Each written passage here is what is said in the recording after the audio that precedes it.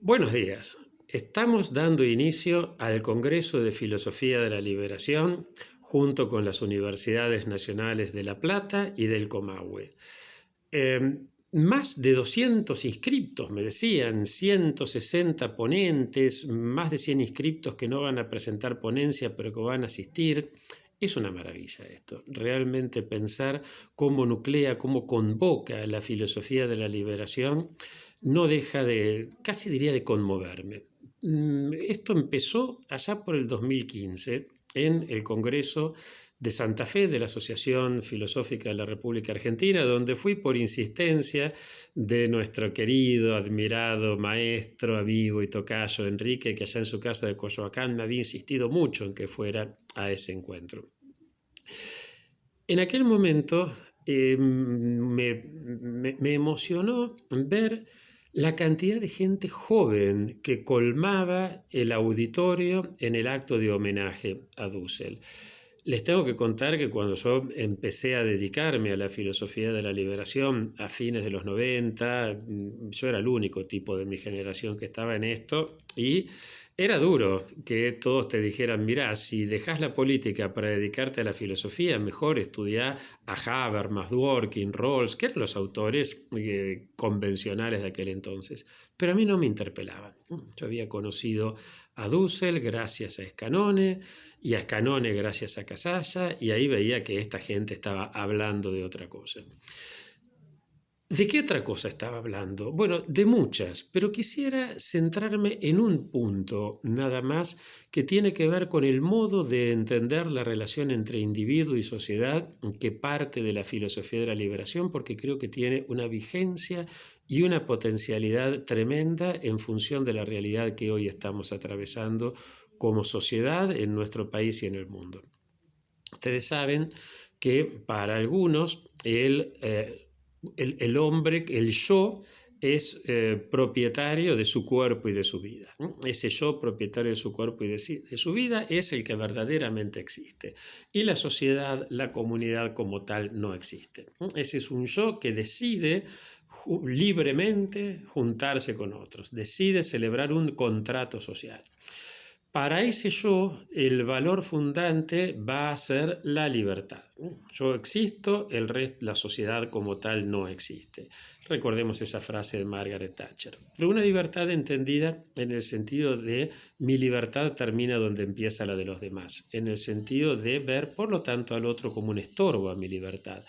Es esa libertad que señala Freud en El malestar en la cultura, la libertad de aquel que no entiende que para vivir en sociedad tenemos que aceptar reglas gracias a las cuales la vida se hace mucho mejor, gracias a las cuales podemos realizarnos en el marco de una comunidad que se realiza.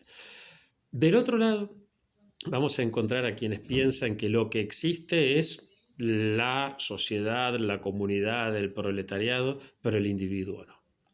Tantos unos como otros insectifican al individuo en última instancia. Para estos, estoy pensando en Stalin, pero también en otros por el estilo, para estos el valor supremo va a ser la igualdad y en nombre de la igualdad no trepidarán en avasallar libertades y derechos fundamentales.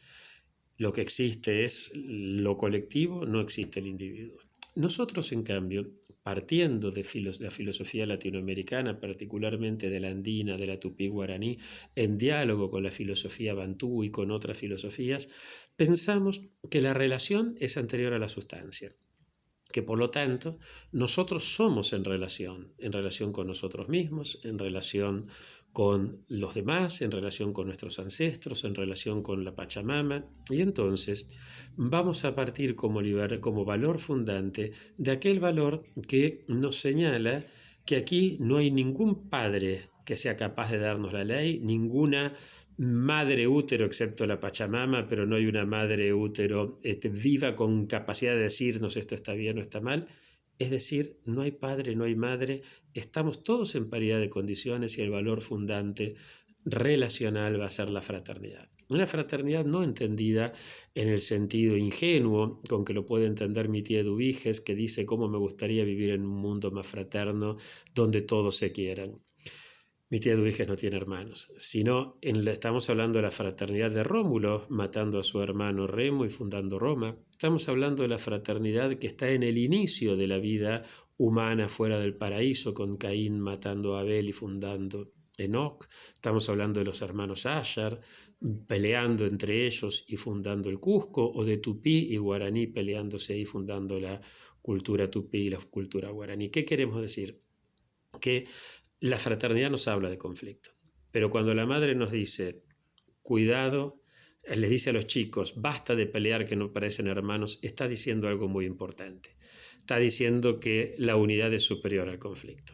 Si nosotros no entendemos esto, vamos a pensar que o bien que la sociedad es un campo de batalla, que no lo es y por lo tanto no hay forma de llevar adelante la vida en común si pensamos que el que piensa distinto es nuestro enemigo al que hay que eliminar, o peor todavía podemos pensar que la sociedad es un todo armónico y que si hay problemas es por culpa de esos malvados, de los judíos, los mapuches, los comunistas, los peronistas, los sindicalistas, pónganle el título que ustedes quieran. Eliminados ellos, volvemos por nuestros fueros y la sociedad nuevamente va a ser armónica. Si pensamos desde la fraternidad, sabemos que no vale la pena matar a nadie para llegar a esa sociedad armónica porque el conflicto va a estar siempre presente.